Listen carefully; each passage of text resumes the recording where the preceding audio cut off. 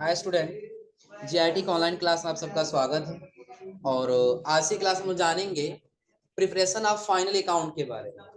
कि जैसे सबसे पहले हमने पढ़ा था क्या, अकाउंटिंग टर्म। पहले क्या पढ़े थे? Accounting term. टर्म के बाद उसका पढ़े थे हम लोग क्या, कॉन्सेप्ट। उसका क्या पढ़े थे हम लोग? कॉन्सेप्ट। कॉन्सेप्ट के बाद हमने ट्रांजेक्शन की एंट्री करना सीखा। यानी गोल्डन रूल के माध्यम से हमने क्या सीखा? एंट्री करना। और उस एंट्री करने के बाद से हमको क्या करना होगा? ये रिपोर्ट तैयार करना होगा ना। तो वही रिपोर्ट तैयार करना ही हमारा क्या कहलाता है? फाइनल अकाउंट कहलाता है। क्या कहलाता है? Final account. जैसे देखिए कह रहे हैं यहाँ पे, फाइनल अकाउंट। फाइनल अकाउंट ऐसे स्टेटमेंट होते हैं जो फाइनेंशियल ईयर के लास्ट में बनाया जाता है। कब बनाया जाएगा? फाइनेंशियल ईयर के लास्ट में। और फाइनेंशियल ईयर क्या आप लोग पढ़े हैं ना? क्या है फाइनेंशियल ईयर? यानी कि 1 अप्रैल से स्टार्ट होगा और कब खत्म होगा? 31 मार्च। यानी पूरे एक साल का हम बिजनेस स्टार्ट कर लिए हैं। और हमारे बिजनेस में क्या हो रहा है? ट्रांजेक्शन का रिकॉर्ड हम डेली का डेली करते हैं। जब एक साल जब कंप्लीट होगा, तब जाकर हम क्या करेंगे? एक रिपोर्ट तैयार करेंगे, एक स्टेटमेंट तैयार करेंगे। वही हमारा होगा फाइनल ऑफ ये फाइनल अकाउंट। और आगे कह रहा है, जो किसी बिजनेस के फाइनल रिजल्ट को फाइनेंशियल टर्म में दर्शाता है। किसी बिजनेस के फाइनल रिजल्ट के दो पक्ष होते हैं। और जब हम फाइनल रिजल्ट निकालें तो उसके कितने पक्ष होंगे? दो। पहला कह रहा है trading and profit and loss account. पहला क्या होगा? Trading and profit and loss account. ध्यान रखिएगा, ट्रेडिंग अलग है और प्रॉफिट एंड लॉस अकाउंट क्या है? अलग। और उसके आगे अगला कह रहा है क्या? बैलेंस। तो सबसे पहले आप लोग ये समझिए कि ट्रेडिंग और प्रॉफिट एंड लॉस अकाउंट में डिफरेंट क्या है। प्रॉफिट एंड लॉस अकाउंट जो नेट प्रॉफिट और नेट लॉस बताता है, और ट्रेडिंग अकाउंट जो ग्रॉस प्रॉफिट और ग्रॉस लॉस बताता है। ग्रॉस प्रॉफिट क्या है? तो समझिए कि जैसा हमने कोई गुड्स खरीदा, जब परचेस कर रहे थे, हमने एक गुड्स खरीदा, सपोज करिए 100 रुपए। कितने रुपए में? 100 रुपए। हमने खरीदा गोरखपुर से। गोरखपुर से हमारा बिजनेस पड़रौना में। तो लाते समय कुछ ना कुछ खर्च पड़ेगा ना। लाते समय कुछ खर्च पड़ा। मान लेते हैं कि इस पे खर्च हमारा पड़ गया 2। कितना पड़ा? 2। दूसरी चीज कि अगर जो हम अपने हमारा बड़ा बिजनेस है तो उसको मैनेज करने के लिए किसी एम्प्लॉय को रखे होंगे ना। किसी एम्प्लॉय को रखे होंगे। सपोज कि उसका खर्च इस गुड्स को बेचने में आ जाता है प्लस कितना? 3 रुपए। कितना आता है? 3। तो इस समय ये टोटल गुड्स की हमारी कॉस्ट कितनी पड़ गई? 105। कितना पड़ेगा टोटल? 100। और जब हमने इसको बेचा तो सपोज हमने बेच दिया है कितना? 120 रुपए। कितना में? 100। यानी कि हमने खरीदा था कितना रुपए में? 100 रुपए में। जो हमने लाया वो एक्सपेंस, यानी कि जो हमारा फ्रेट चार्ज लगा था वो एक्सपेंस, और सैलरी एक्सपेंस मिला के टोटल कितना होगा? 5। तो ये टोटल हमारी उस गुड्स की वैल्यू कितना पड़ गया? 100। और बेचे हम कितने रुपए में? 100। तो इसमें अगर हम 105, यानी कि हम पहले खरीदे कितना में थे? 100 रुपए। तो 100 रुपए से और जो हम 120 को जब माइनस करेंगे तो टोटल कितना बचेगा? तो ये जो प्रॉफिट आएगा यही हमारा कहलाएगा ग्रॉस प्रॉफिट। क्या कहलाएगा? Gross profit. क्योंकि अभी इसमें कोई एक्सपेंस शामिल नहीं है, क्योंकि 5 रुपए एक्सपेंस लगा है ना। 100 रुपए कॉस्ट पड़ गया और 5 रुपए इसमें क्या गया? एक्सपेंस। तो अभी हमने खर्च को नहीं जोड़ा, सिर्फ हमने ये देखा कि हमने इतना में खरीदा था और इतना में क्या किए? बेचे। तो जितना अमाउंट एक्स्ट्रा हो रहा है वही हमारा क्या है? Gross profit. क्या है? Gross profit. तो ट्रेडिंग अकाउंट बताएगा क्या? Gross profit. अभी तक आपका टोटल कितना प्रॉफिट हुआ। लेकिन जो प्रॉफिट एंड लॉस अकाउंट होता है ना, वो नेट प्रॉफिट और नेट लॉस बताता है कि अगर जो आपने इस गुड्स को 100 रुपए में खरीदा था, इसके साथ आपने 5 रुपए क्या किया था? एक्सपेंस किए थे। तो टोटल अगर माइनस करेंगे तो कितना बचेगा? 15। अब जो अमाउंट आया ये आपका क्या कहलाएगा? नेट प्रॉफिट और नेट लॉस कब होगा? कि जब हम खरीदे 100 रुपए में और 20 को कितने रुपए में? 90 रुपए। 100 रुपए में खरीदा और 90 रुपए में क्या कर दिए? बेच दिया। तो अभी हमको पता चल रहा है कि नहीं, माइनस कितना? 10 हो रहा है ना। तो 10 रुपया लॉस हो रहा है, ये ग्रॉस लॉस है। लेकिन और जिसमें हम अपना एक्सपेंस भी जोड़ेंगे और कितना माइनस में चला जाएगा? तो ये हमारा क्या है, नेट लॉस। क्लियर है ना? तो इतना पहले समझ लीजिए, ट्रेडिंग अकाउंट और profit and loss account. Trading account क्या करता है, ग्रॉस प्रॉफिट और ग्रॉस लॉस बताता है, इसमें कोई एक्सपेंस शामिल नहीं होता। और प्रॉफिट एंड लॉस अकाउंट क्या होता है, जो आपका नेट प्रॉफिट और नेट लॉस बताता है, जिसमें क्या होता है, जितना हम एक्सपेंस करते हैं सारा उसमें शामिल होता है। क्लियर है ना? इन दोनों में डिफरेंस समझ आ रहा है अभी? इन दोनों में क्या डिफरेंस है? ट्रेडिंग अकाउंट और इसका प्रॉफिट एंड लॉस अकाउंट में क्या डिफरेंट है? एक्सपेंस। कि जब हम अगर जाएंगे ट्रेडिंग अकाउंट में, इसमें क्या होगा, कोई भी यहाँ पे एक्सपेंस नहीं रहेगा, लेकिन यहाँ पे हम रहेंगे तो क्या होगा, हमारा सारा एक्सपेंस शामिल रहेगा। जो देखिए सबसे पहले दे रहा है क्या, ट्रेडिंग अकाउंट। क्या दे रहा है, ट्रेडिंग अकाउंट। और कह रहा है ट्रेडिंग अकाउंट मुख्य रूप से गुड्स की परचेज और सेल से संबंधित होता है। किससे संबंधित होता है, परचेज और सेल से। और कह रहा है जिसमें व्यवसाय की गुड्स प्रॉफिट, ग्रॉस प्रॉफिट या लॉस, ग्रॉस लॉस को दर्शाया जाता है। जिसमें कह रहा है एडमिनिस्ट्रेशन, सेलिंग और फाइनेंशियल एक्सपेंस को शामिल नहीं किया जाता। कि आपने कितना में परचेज किया और कितना में सेल के, बस उसी से संबंधित होगा। आपने कितना खर्चा किया उससे कोई मतलब नहीं। तो जो अमाउंट आएगा वही आपका ग्रॉस प्रॉफिट या तो ग्रॉस लॉस कहा जाएगा।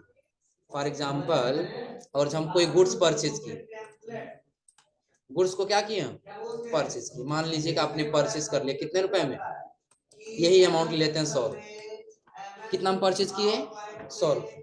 और उसको हमने सेल कर दिया, उसको क्या कर दिए, सेल।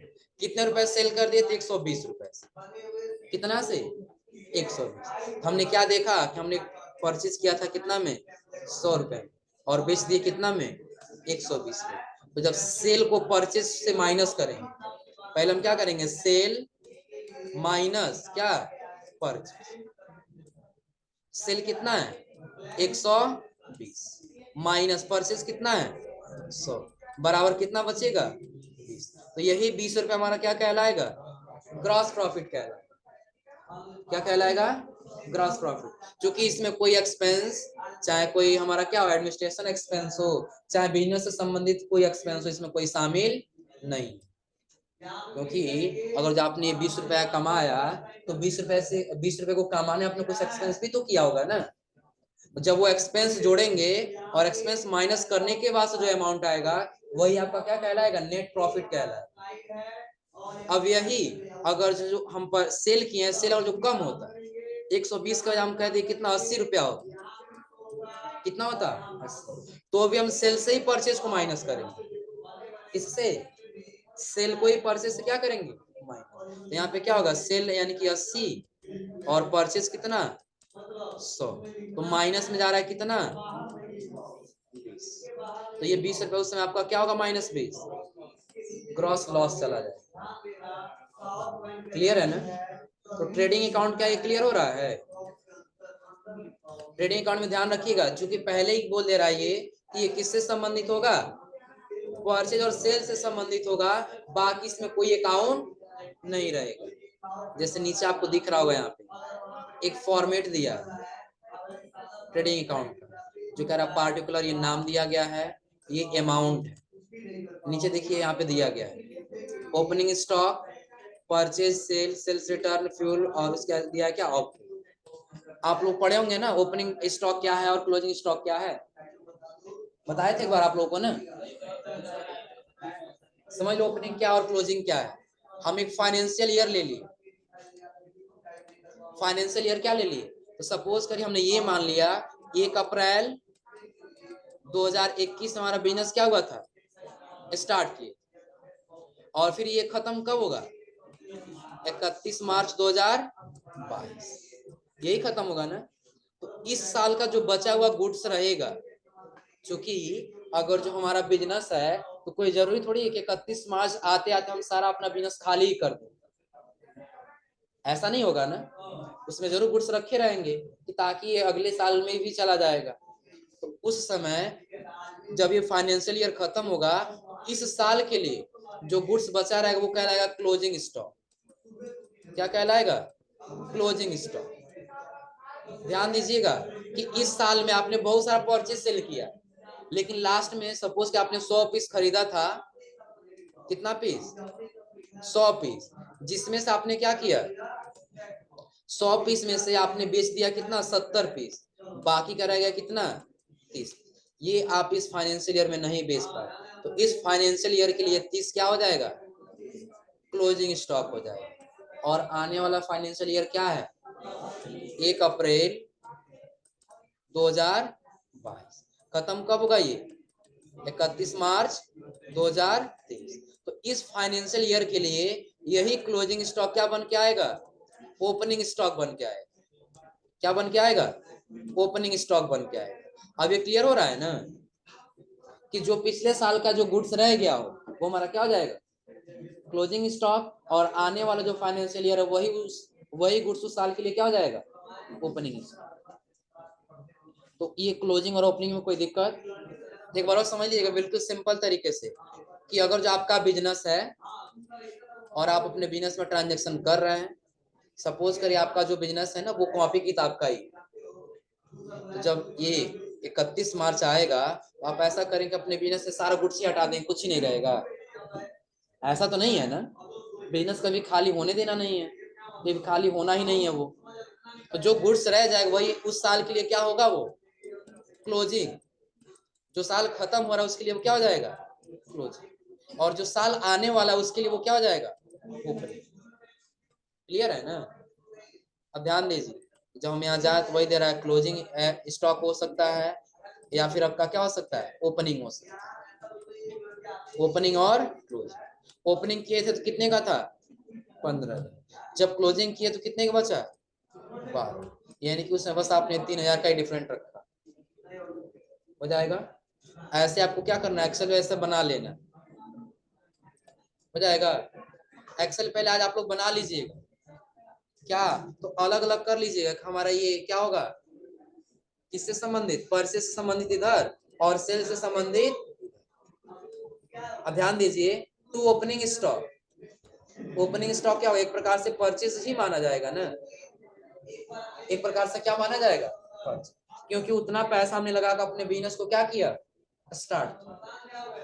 ये हो गया तेरा टू परचेज। बाद में आपने परचेज कितने का किया, 80,000, कितने का कर लिए, 80,000। और उसका कह रहा है रिटर्न आपने वापस कर दिया कितना, 5,000। कितना गुड्स वापस कर दिए, 5,000 का। तो टोटल आपने कितने रुपए का अभी तक परचेज किया है।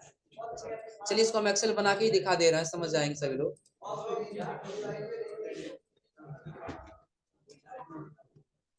टाइम हो गया, पढ़ते समय टाइम देखते हो क्या,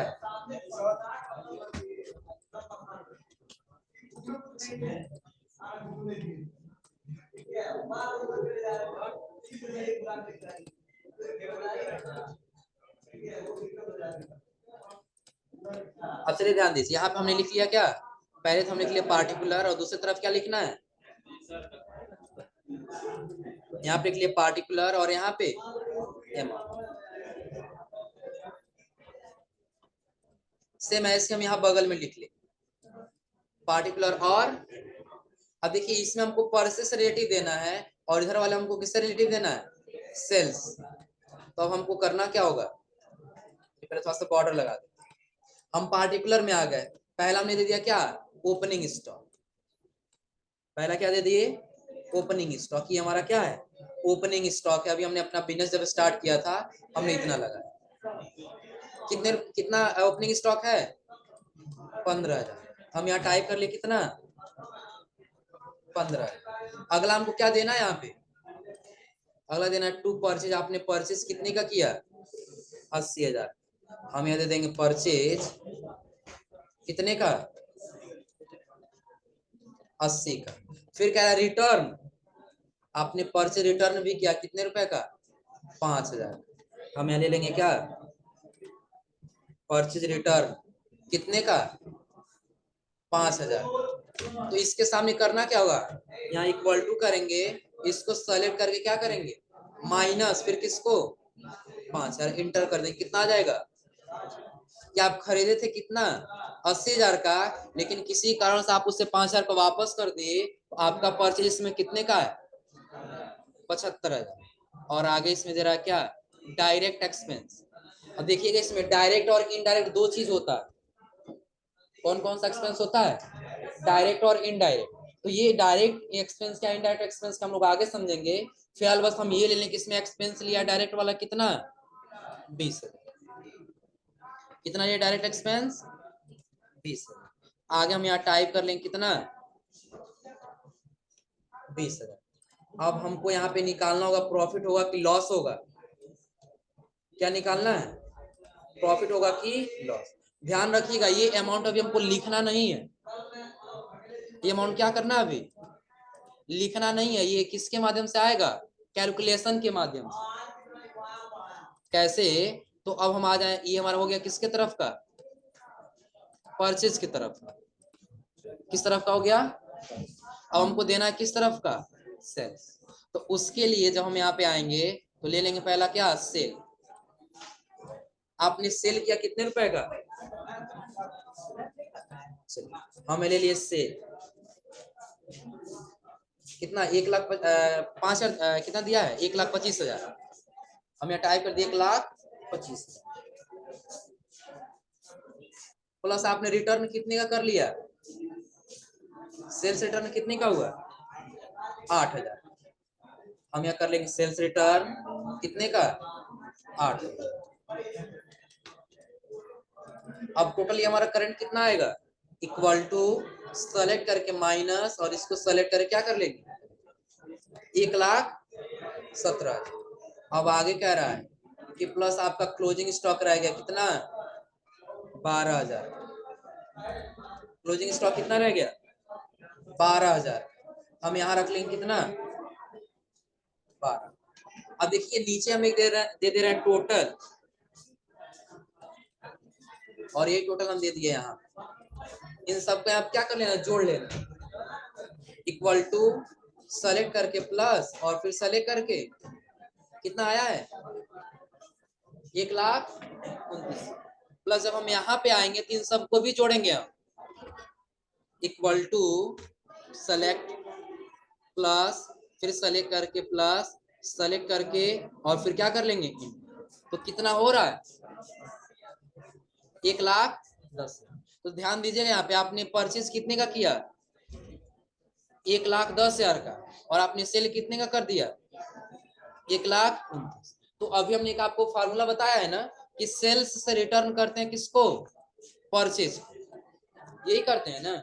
सेल्स से रिटर्न किसको करेंगे? परचेज को।